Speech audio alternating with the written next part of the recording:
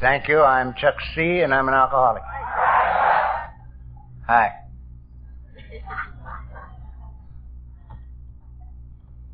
I don't know why I haven't been down here all weekend when I saw your hostesses and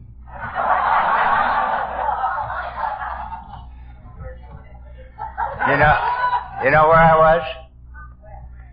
Manresa, Jesuit retreat.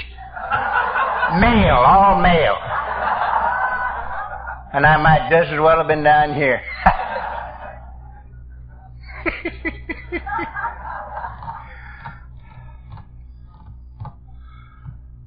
But I'm here now, and I'm glad.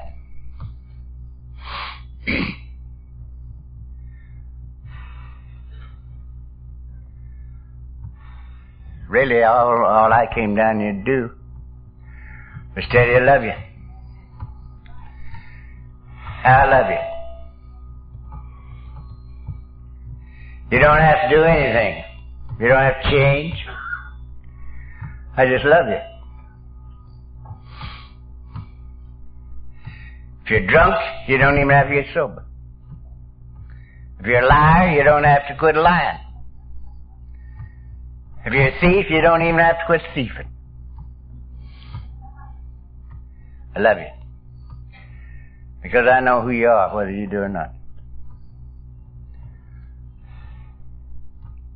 You're God's kids. Even as I am. And as such, you're all right with me.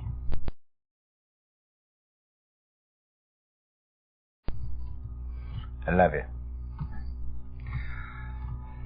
It's been my happy privilege to spend a lot of time with you. It's been 35 years and 7 months since I had a drink of liquor, a sedating or tranquilizing pill of any kind, for which I am profoundly grateful, but not as grateful for that as I am that I have lived for 35 years and 7 months without one conscious desire for a drink.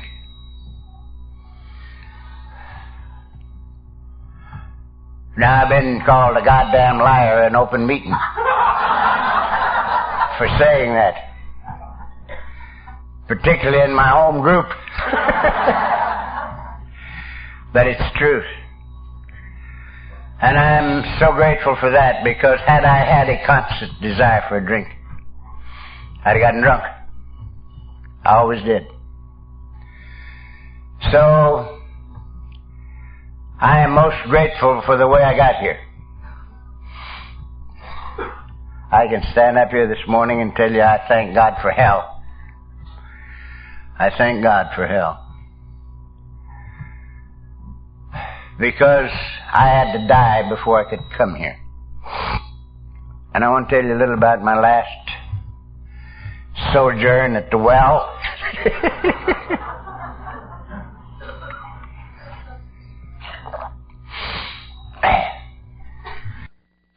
On the Friday before Christmas, 1945, I went to the office, feeling right good because it was Christmas coming right up, and New Year's. And Christmas and New Year's I could get by with a little more drinking than usual, because it was sort of a good time to drink and people weren't quite so critical. So I knew that I had some good days coming up. And I felt pretty good about it. But I got to the office and I had a summons to see the boss. And I didn't want to see him. I knew what he looked like.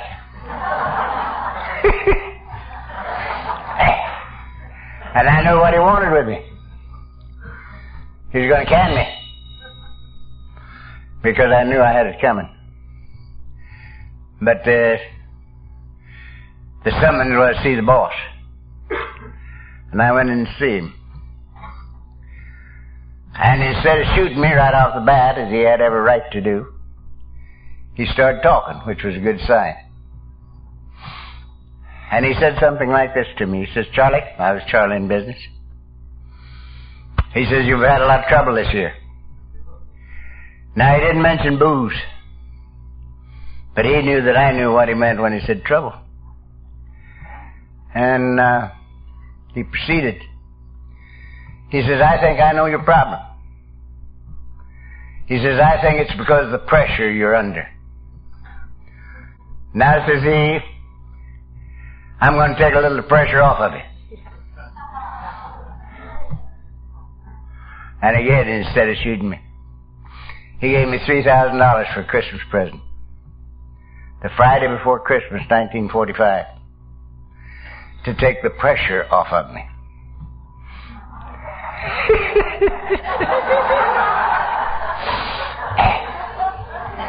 If you don't think he took the pressure off of me, you're nuts.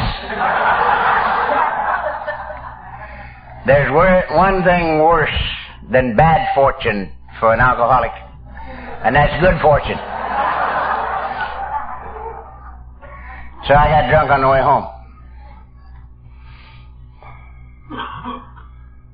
And I never came to until sometime after the middle of January 1946. Now, had I any memory at all of that 4 weeks' time, I'm quite sure I'm smart enough to figure out a reason that I could take credit for these last 35 years. But I can't remember nothing. I can't remember the first drink, the middle drink, or the last drink. The last thing I remembered, it was Friday before Christmas, 45, and the next thing it was after the middle of January, 46. And sometime between the Friday before Christmas and the middle of January, everything between me and me burned out. Every excuse was gone, and every I want was gone.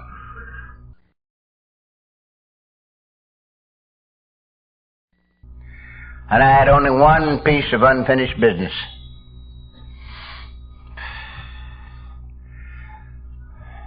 I didn't want to die with a record. I didn't want to die with a record. I didn't want my wife and kids to remember me as nothing but a tongue-chewing, babbling, idiot drunk. And I had to not drink for such time as I had left, so I could use the time rubbing out the record as well as I could. But I didn't know how not to drink right now. I didn't know anything about Alcoholics Anonymous. I knew the inside of jails. I knew the DTs. I knew convulsions. I knew messy beds and no beds. But I didn't know anything about alcoholism. That morning, for the first time, I remembered that Mrs. C. had found Jack Alexander's article in the Post, March 1st issue, 1941, which was about 4.5 years prior to this time. She had read it, decided that it would probably do me some good if I would read it. And she had left it open at the right page on the left arm of the chair I sit in right now, hoping that if I came in, I'd read it.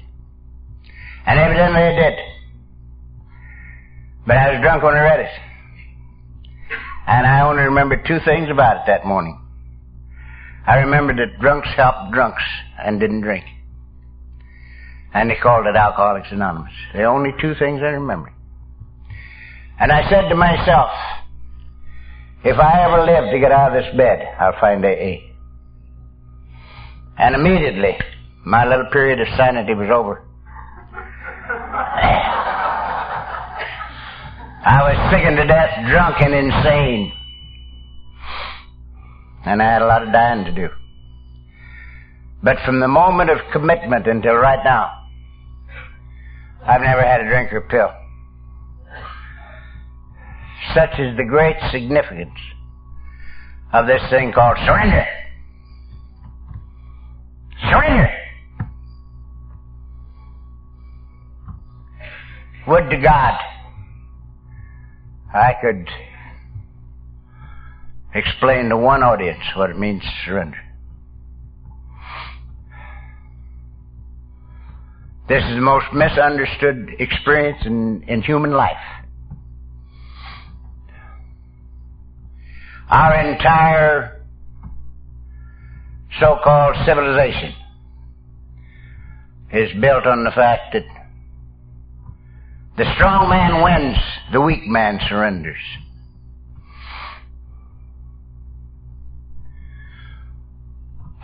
Surrender is a dirty word, you know.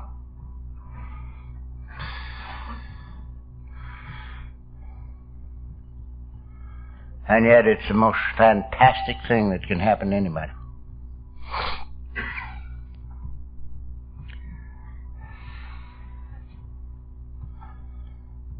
When I got well enough, I started looking for Alcoholics Anonymous. I didn't know where to look. My keen alcoholic mind told me you wouldn't be in the phone book. You were anonymous, weren't you? They don't anonymous in the phone book. So knowing you weren't there, I never looked. That's the story of my life. I knew so damn much it wasn't true, I couldn't learn anything that was. So I started calling people, asking them if they knew anybody that knew anybody in Alcoholics Anonymous. And I got a hold of a doctor in Beverly Hills, and he gave me a chap's name, telephone number, member of our society. And I called him, and we talked a little while, and he said to me, "Have you had a drink today?" And I said, "No."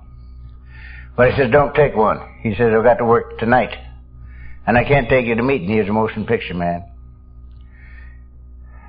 He says, "I can't take you to meeting tonight, but maybe I won't be working tomorrow night. So call me tomorrow." And I called him tomorrow, and we talked a little while. He says, "You had a drink today?" And I said, "No." He says, "Don't take one, I'm still working." Call me tomorrow. So I called him the third day, and this time he started going, and I said to him, "I know, you're still working." He says, "Yeah." I said, "You don't have to take me to meeting. Where is there a meeting I can go to? I'll go on my own power." And he told me. And I decided to go. And I was I was pretty happy about it, really. Until about 10 minutes before time to start. And then I did the unforgivable thing. I started to think. Now this is the second thing I came down here to tell you. Quit thinking! Quit thinking. That's why we're here today. Thinking. So cut it out. We can live ourselves in the right thinking, but we can't think ourselves in the right living. So I got started to think. And again, my keen alcoholic mind tricked me a little. He says, "Look, son, you've lived in Beverly Hills a long time, and it might not be good for your reputation to be seen with a bunch of drunks. Now, you never will know how funny that is. Because in my last 10 years, the only guy that spent more time in the Beverly Hills jail than I did was the jailer. And yeah, I'm concerned about being seen with a bunch of people who are doing something about their drinking. Isn't that awful? So I thought about it a bit, and I had to come because I had to find out how not to drink so I could use the time rubbing out the record. And I decided to disguise myself a little so I wouldn't be so easily recognized, which I did. And it came time, and I sallied forth. It's a big hall, big as this. Right in the middle of the back wall, there was a door, open door. And I walked up to that door and looked in. And there might have been 35 people standing in the middle of that big room. Every one of them talking, nobody listening. It's been that way ever since.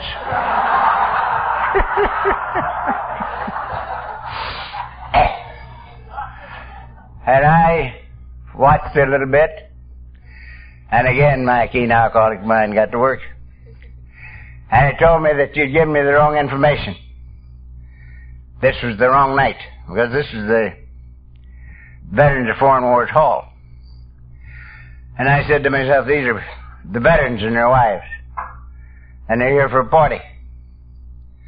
And I'm going to have to leave and come back the night the drunks are here. And I turned to leave. And insofar as I'm concerned, the next minute of what I have to say is Alcoholics Anonymous. Somebody in the middle of that room had been watching me.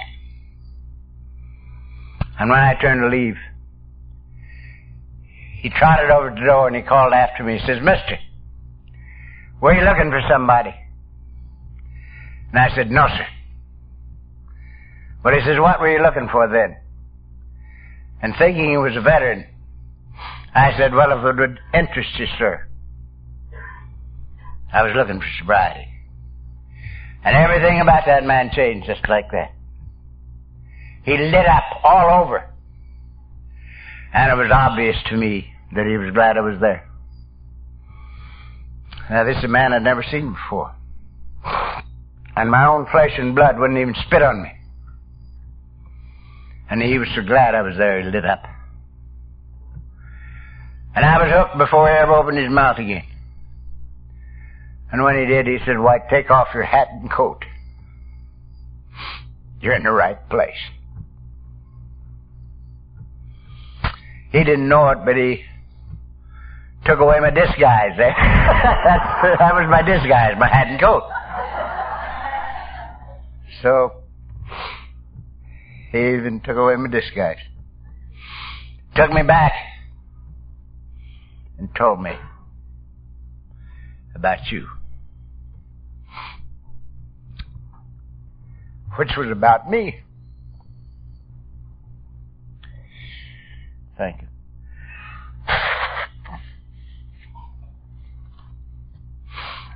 I remember that meeting better than I remember last night's meeting.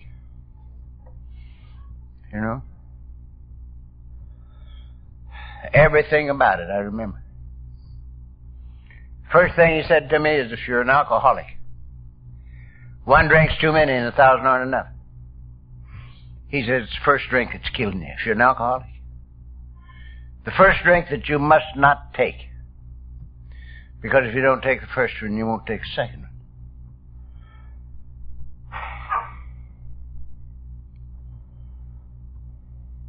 I played with it a little while and bought it, and I've still got it. The second thing he told me, and I wouldn't take a half a Texas for this. He says, today's the day we don't drink. Today's the day we don't drink. If he'd have told me I had to be sober 35 years, I'd drop dead. If he just said 35 days, I'd have dropped dead. But he didn't. He says, today's the day we don't drink. And he says, if a day is too long, how about an hour? Can you live an hour without drinking?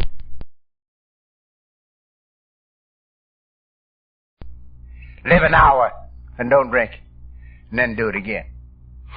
But, says he, regardless of how long you live in AA, never expand that time more than 24 hours. 24 hours is as long as you'll ever live in Alcoholics Anonymous. And I played with that, and I bought that. And I've still got it. And it's the second greatest lesson I've ever learned in my life. This is my day. I have no past. I want no future.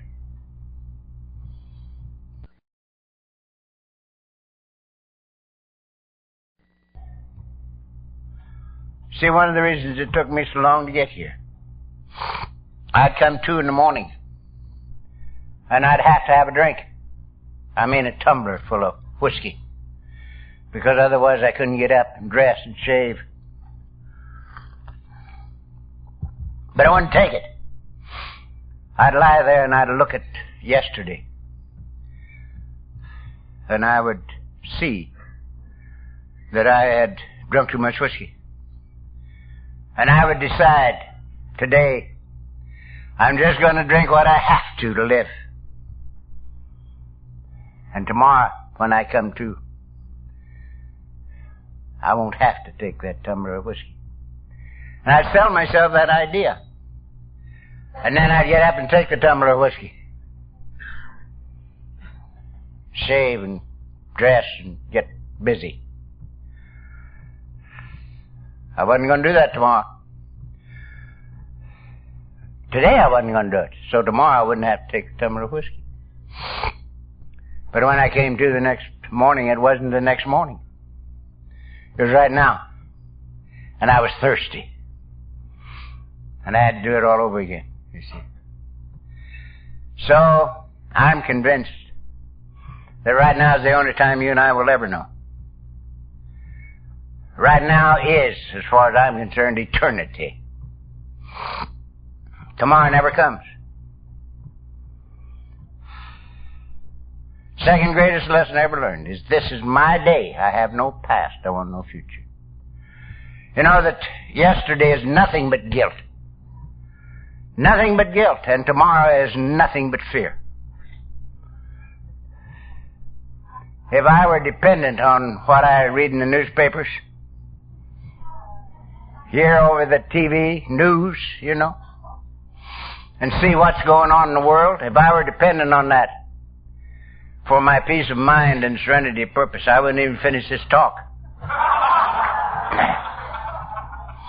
I tell you, call an ambulance, I'm going to have a heart attack.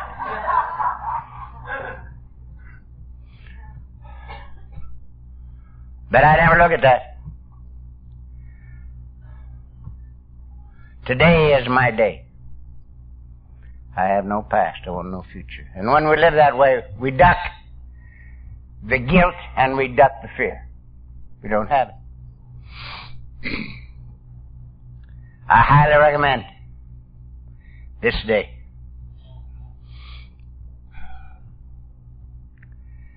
The next thing you told me was stay close to us. You said to me there's more wisdom in this room about your problem and its answer than in any other room on the face of the earth, except another room just like this, where AA members are meeting. So get into as many meetings as you can. And I played with that a while and bought it. And I've still got it. I attend a meeting every once in a while. I wouldn't be surprised, and I have near 5 and 4 meetings a week. 35 years and 7 months. And I've never gone to one too many. And you might say to me, how do you know? Simplest yardstick in the world. I never had it so good. I never had it so good. This is the only good life I've ever known. The only easy life that's ever been mine. And I'll still be coming to these meetings until you pat me in the face with a scoop. Because I love them. I love these meetings, and I love the people that come to them.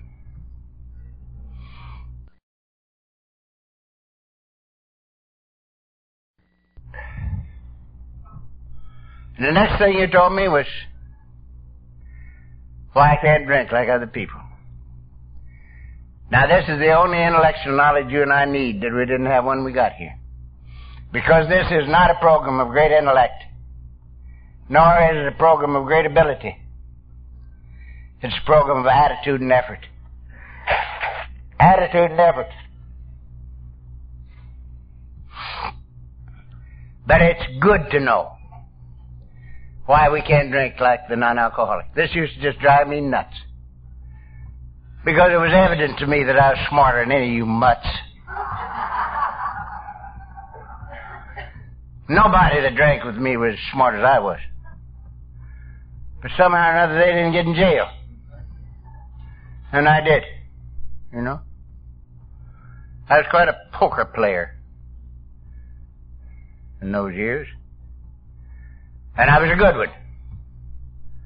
And I'd get in a poker game, and last I would remember, I had all the money on the table. And I'd come to the next morning and thinking I was rich until the phone started ringing.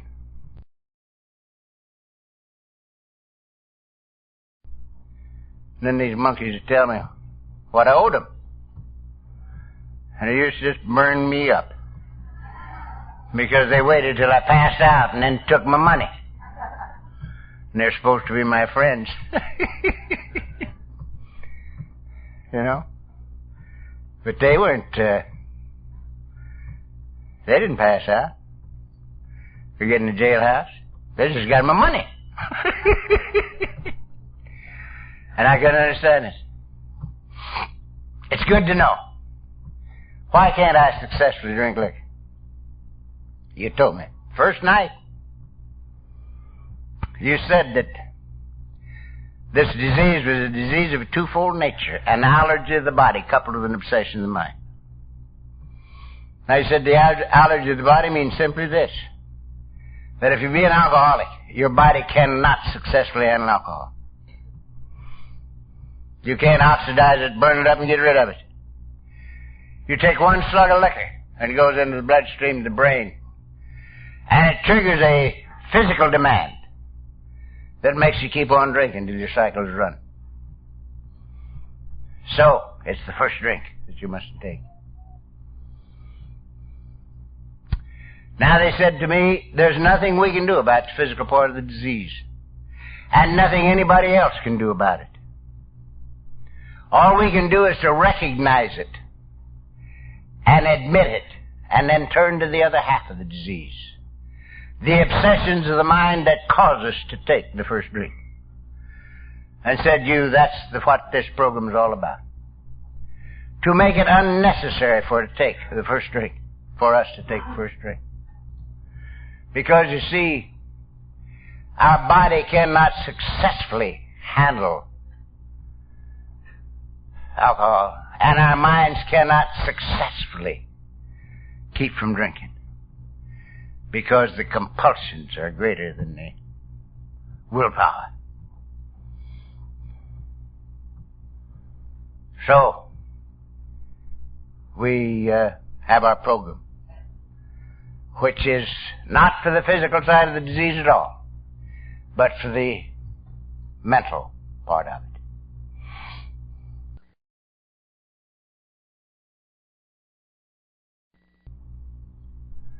We get rid of the necessity to take the first drink, and we don't then take the second one. And I bought that, and I've still got it. And it's a fantastic thing to me. You know, my wife is still with me. After, I guess, 56 years. Whew! Isn't that awful? It's indecent in California. Same broad for 56 years. And you know something? She belongs to another society. Sort of a sister organization to ours. I think they call it Alanani Nani and a Hot Cha Cha. And you know something? If she had started trying to make an alcoholic out of herself the day I got sober, and had worked on it for 35 years and 7 months, she wouldn't have made it. She wouldn't have made it, because alcohol doesn't do for her what it does for me. You know? She takes one drink and she gets drowsy. She takes two and she goes to sleep at the dinner table. Don't treat me like that. I take two, I don't go to the dinner table. The hell with that. You don't build a fire just to put it out.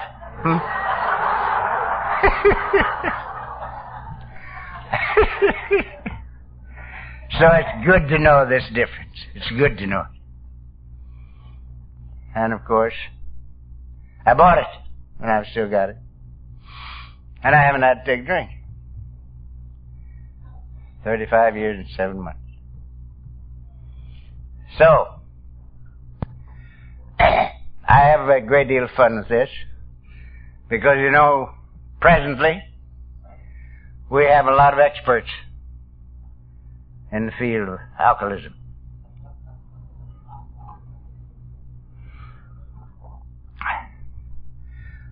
Real good experts.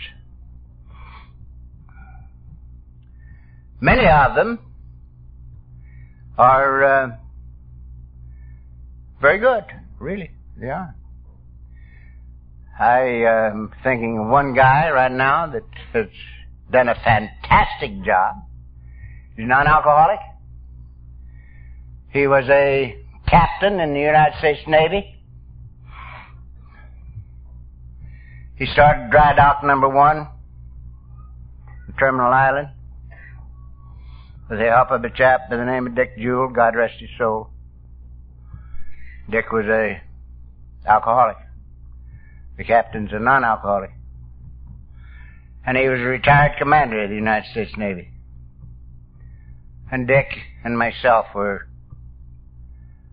pretty close to the formation of this thing. But Zuska, God rest him, he's still alive. He's a hell of a man. Non-alcoholic. He was the head man down there. And for his effort, and many of us, that little thing, dry dock number 1, turned the entire attitude of the United States military around. And they passed the rules that you couldn't even discharge a serviceman or woman for alcoholism until you'd given them a chance at rehabilitation. And it's still on the books, and they're still doing it. And this was directly due to Dr. Joe Zuska's idea. And he, Dr. Zuska, is a very good friend of mine. My picture is right across the desk from him. He keeps it right there. He looks at it. And we fight like cats and dogs. Because he thinks that alcohol causes alcoholism. Yeah, he does.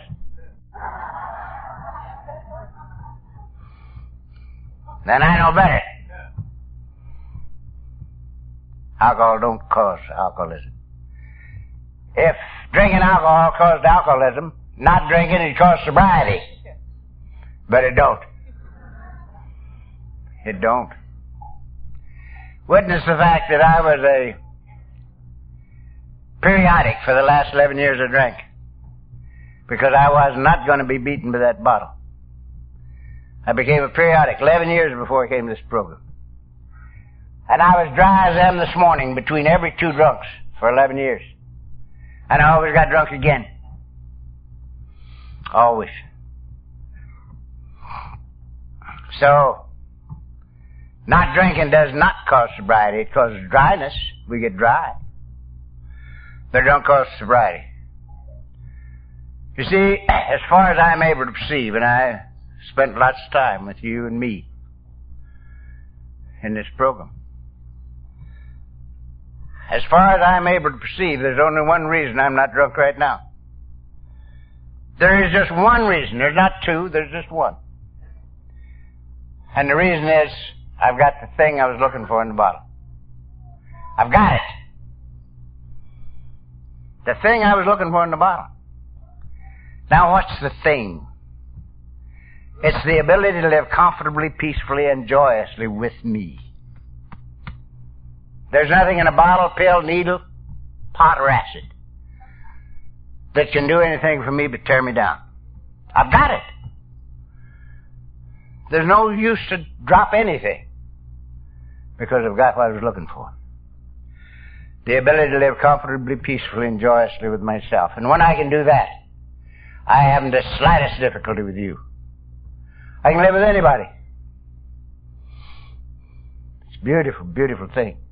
The thing I could not find. And I looked so long and so hard.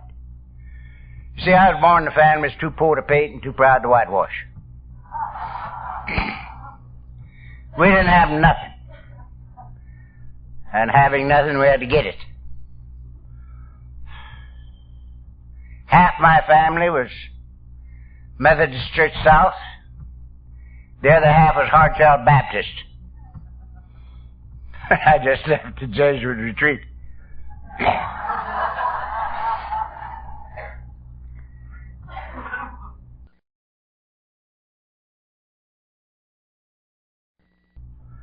So, we were taught that you didn't even have to sin yourself to go to hell. You had to get saved to keep from going to hell. You know. And it was because of some thing they call the original sin. Now, that's sort of secretive, that original sin. Because they never told us what it was. And we thought they ought to tell us, you know. What the hell was it that got us in all that mess? But they wouldn't tell us, so we figured out for ourselves.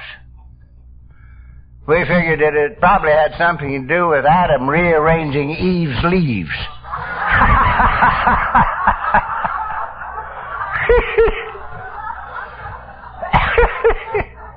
And I think we were closer to it than they were. But in order to keep from going to hell, you had to get saved. So when I was 13, we had a revival. And I went down to get saved. And I prayed like hell, and nothing happened. And the preacher joined me, and we both prayed like hell. And nothing happened. And every once in a while he'd say to me, "How you doing?" I'd say, "No good." So we'd start over. And the old boy finally got tired out. And he says, "Well, when you're finally baptized, it'll happen." And when the ice went out, I went in. And he ducked me. And he brought me up. He says, "How you doing?" I said, "No good. I'm all wet." Well, he says, "When you're taken into the church, it'll happen." And I was, and it didn't. And that's when I was 13. And from 13 to 43, 30 years,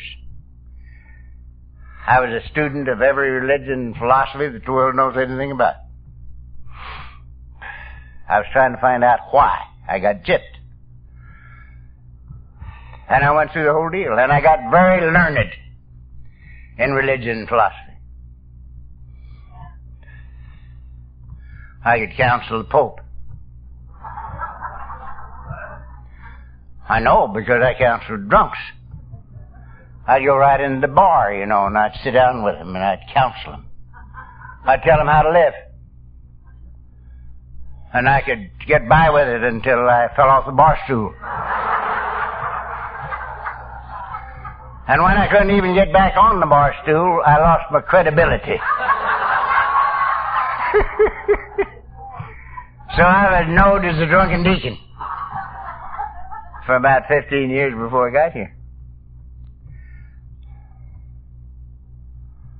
Knew a lot intellectually, but knew nothing.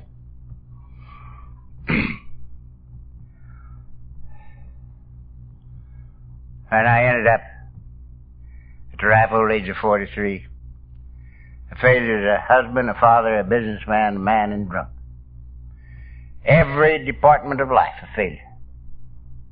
And I came here, not even looking for God, not even thinking about God, looking for some way that I wouldn't have to drink now so I could use the time, rubbing out the record, because I never in all my drinking career got to the place where I didn't love my wife and my kids.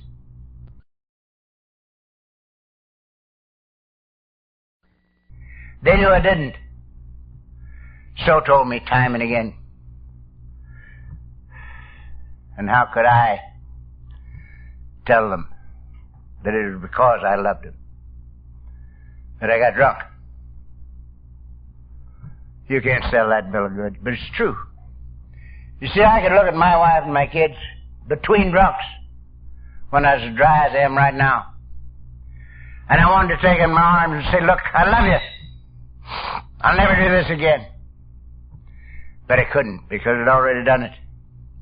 And I knew I was going to do it again because I didn't know how not to. You see, I didn't know anything about the disease of alcoholism. And I knew I was going to get drunk again and I was going to crucify him again. And all I could do, my bed was just that far from my wife's. For all these years, it might as well have been in Siberia. Many, many, many times. Hundreds of times. I'd lie there in my bed until I could tell by her breathing she was asleep.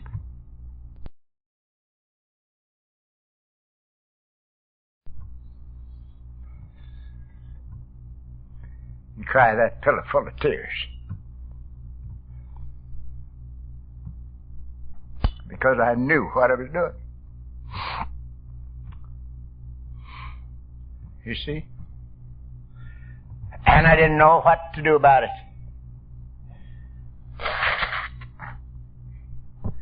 And I knew that I wasn't going to live very long when I came to January 1946, but it was all right. I didn't care. But such time as I had, I must use rubbing out the record. And that's when I called you, found you, and came. And of course, found life. What a fortunate bunch of people we are. What a fortunate bunch of people we are. To all intents and purposes in this world's evaluations, the people right here in this room this morning don't mix. They don't mix. Bunch of you damn Mexicans, blacks, Irishmen. You know? Bunch of tramps. We don't belong together. But we are. We are. The most beautiful thing about Alcoholics Anonymous is we love each other. We love each other. And a wet drunk isn't easy to love, right? It pretty nearly takes one to love one. Don't you think so? And we do. We love each other. So,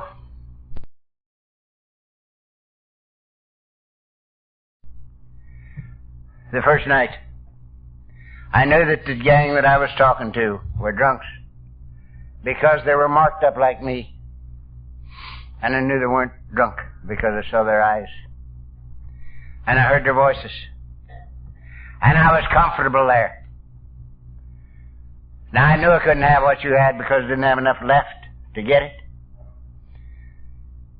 And I wasn't going to live long enough anyway.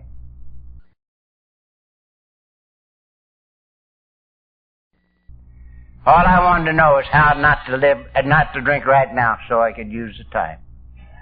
And I started trying to rub out a record. But I was back there every night. Drew me like a magnet because it was comfortable. That was the first reason. The second reason, I didn't have any place else to go. That helps, you know. So back every night, and this is my experience. After 6 months, I made my first discovery. I discovered that I hadn't had a drink or pill for 6 months.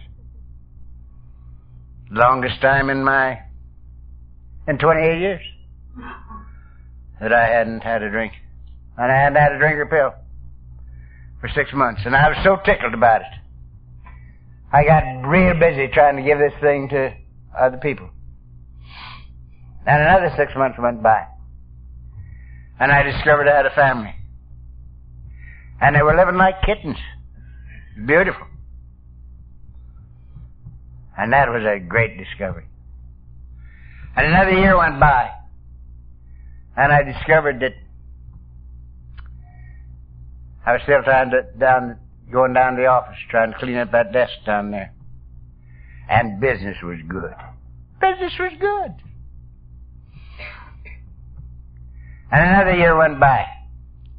And I discovered my state of being was better than anything I'd ever known. It was just good to breathe in and out, you know. Terrific. And now 6 years have gone by. And I discovered I was never alone anymore. I had a God of my very own. Wherever I am, He is.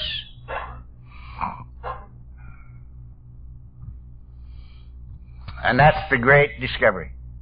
When we make this discovery, the search is over and life begins. The God of my very own. And here for, at that time, 49 years, I thought I'd walked alone. It's really only 43. Because the thing happened when everything burned out. When the excuses were gone. And the I wants were gone. That's when it happened. But I discovered it 6 years later. Now, since that time, I'm by myself a great deal. But I'm never alone. Never been alone. Since. Now, here's the wonder of wonders. Before I'd ever found you guys. Because I had to find out where to find you. And I knew where the office was. And my boss man had sent word to the house that if I ever stepped foot in the plant again, he was going to throw me through the window. And the window that he had picked out for that purpose don't open. It's plate glass. And I went down there knowing that he was going to throw me through the window. But you see, he'd paid me something. He'd paid me for something the last year that I hadn't done. And I had to get even with him. And I went down there knowing what he was going to do. And he saw my old car in the parking lot. And he knew that I was on the premises. And he knew I wasn't going to stay. So he busted in my office like a bull in a china closet. And I couldn't have defended myself with a shotgun. Because I didn't have the shakes, I had the leaps. And all I could do was sit there and look at him and say, Victor, leave me alone. I don't work for you anymore. I'm down here to clean up this desk. I'm here to do the things you paid me for last year that I didn't do. And as soon as I get even with you, I'll get the hell out of here on my own power. And you'll never owe me a penny as long as you live. But for God's sake, leave me alone. I have to get even with you. And the old boy stopped in his tracks. And he says, what the hell's happened to you, Charlie? I says, don't know.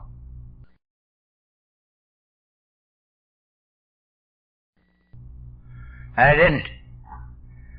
But he didn't throw me through the window. Now I sat down at the same desk that I'd hated. Doing the same job that I'd hated. For the same boss that I'd hated. And there was only one difference. This time,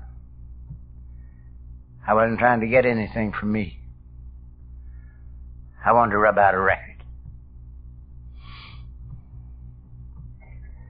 11 years later, I bought that business. Absolutely impossible. Absolutely impossible. When I could talk, I talked to my wife. And this is what I said to her.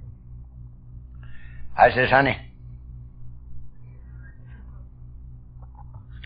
it's no longer of any importance to me whether I live under this roof. It is of absolutely no importance to me at all.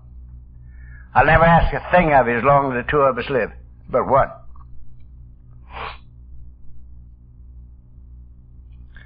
If I can ever add anything to your life, let me give it to you.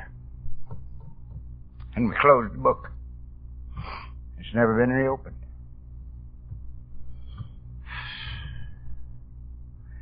I called the boys in. And I said, boys, there's no father in the household any longer. You don't need to love me, you don't need to respect me, and you don't need to obey me. I'll never ask a thing of you as long as we live but one. If I ever have anything, be it money, counsel, or blood, that'll add to your life, let me give it to you. And we closed the book, and it's never been reopened.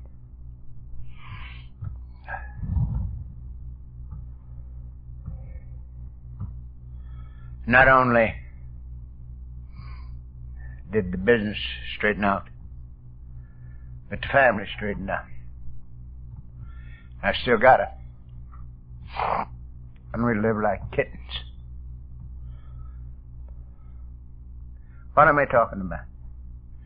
I'm talking about a living problem and a living answer. Alcoholism is a living problem.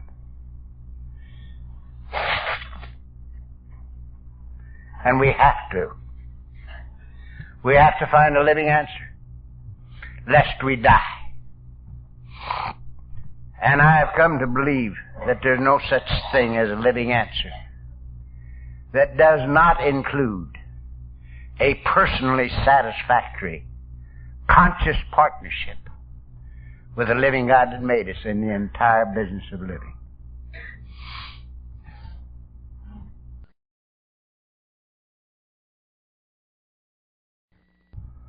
Now, everything that I had beaten my brains out to get for 43 years and ended up without has come into my life. And I wasn't trying to get anything.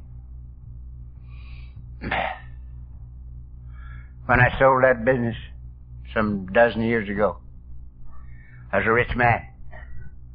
And I didn't even know I was getting rich.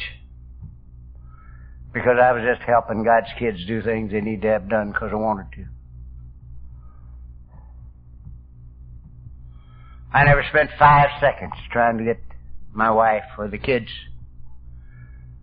trying to sell them a bill of goods. Not 5 seconds.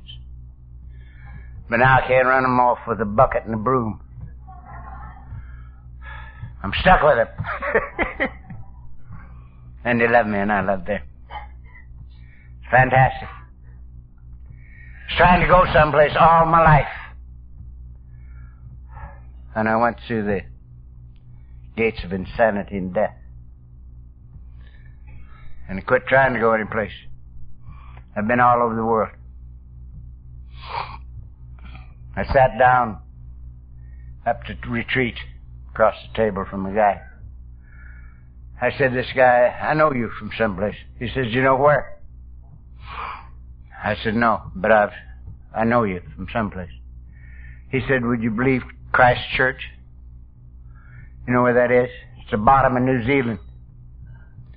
I met that guy at Christ Church in New Zealand a few years back. So since I quit going in place, I've been all over the world. You know. So, I do not believe what I believe today. And I'm going to close this a little bit. I don't want to. I'd rather stand here all afternoon. But you've been here a long time. And I want to see those hostesses again for a minute.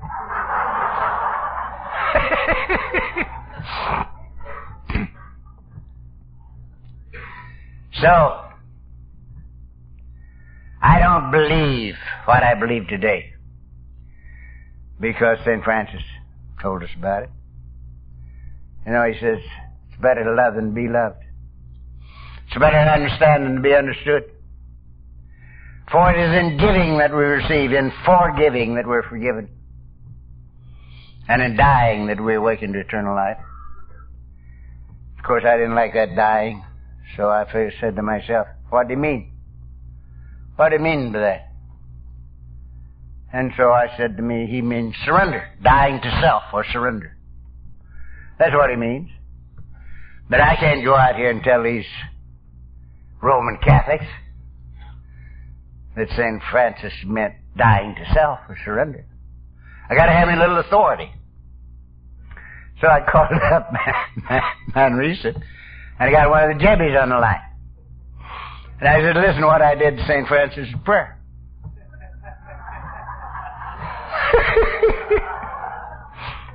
I said, he meant in dying to self or surrender that we awaken to eternal life. You know what that mutt said to me? What the hell do you think he meant?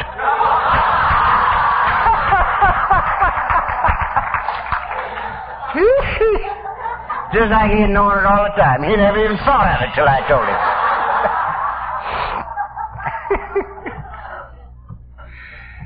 So, I got some authority. You see, I knew that if I went out here and talked to you monkeys about changing St. Francis' prayer without a little authority, it'd throw me out of the society.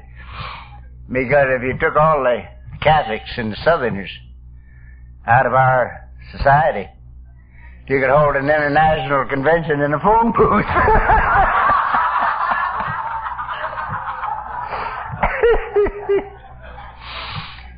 So, I not only changed St. Francis' prayer, but I changed the Lord's Prayer. Because there's a line in that I never did like. I changed that a long time before I met you guys. Because I knew that no God could lead me into temptation. That don't fit with the word God at all in my way of thinking. So I thought that thing, lead us not into temptation, was a misquote. And I changed it. Thou leadeth us not into temptation, but delivereth us from evil. Now that was a long time ago. And when I got enough money to buy a New Testament, direct translation from Aramaic, which was the tongue of Jesus, I was reading it and it said, thou leadeth us not into temptation, but delivereth us from evil. Thought I knew better than I knew. And I also changed my 11th step. It's too tough for me. Sought through prayer and meditation to improve our conscious contact with God as we understood it. Praying only for knowledge of His will for us and power to carry it out. Too many words. So I changed it. When I wake up, and I wake up now, I don't come to. When I wake up, I say, look, Dad, I'm reporting for duty. Now I'm going to move it around. I'm going to do the very best I can with what I got. And all I want out of you is a little guidance and direction, power to carry it out. Sure, thank you. And I go about my business. In total expectancy of guidance and direction. And I get it. And you might say to me, how do you know? Again, I never had it so good. This is the only easy life I've ever known. The only good life that's ever been mine. Now I'm convinced, totally convinced, that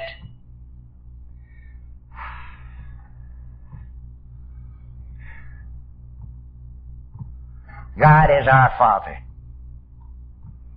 And we're His kids. And if one of us is kids, all of us are. If one of us is not, none of us is. And I am, so you is. So quit worrying. Quit worrying. We're God's kids. And the carpenter man said something about that. He says, who by taking thought can add 1 cubit to his stature? Now that means to me this, that you and I cannot change the reality of our own being. We can only change our experience in reality.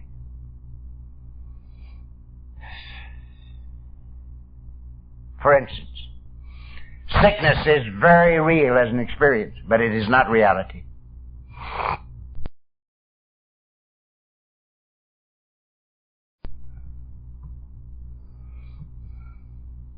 Anger, resentment, hate, hell is very real as an experience, but it is not reality. For instance, I sit in the same chair today that I sat in for 10 years in hell and 35 years in heaven. The same chair. Now, nothing happened to the chair. Nothing happened to the living room. Nothing happened immediately to the wife and the kids. But something happened to me. And I sit in that same chair in heaven. Now, to me, that's a sermon as long as from here to Mars and back. And it says to me, heaven was always in that chair. You were in hell. So we can not change the truth of our being. We can only change our experience in it. We can deny it. We can do anything, but we can't change the fact that we're our Father's kids. And someday, all of us have to come back home to the living God that made us. Because we're His kids, and He's always known that. You and I have to discover it for ourselves. And the finest formula on the face of the earth, so far as I'm concerned, the finest formula that was ever conceived in the mind of man through the grace of God, is our formula. Alcoholics Anonymous. I wouldn't trade it for anything that I've ever read, heard about, dreamed about, or seen. There's nothing that I know that I think is a cut above our society. I'm never so comfortable as when I'm with you. Never so comfortable. And when I'm with you, I'm with God. It's fantastic. I love this program, and I love you. And I'm delighted that I've had this little time with you. And I am signing off now. Go with God. God bless you. Thank you very much.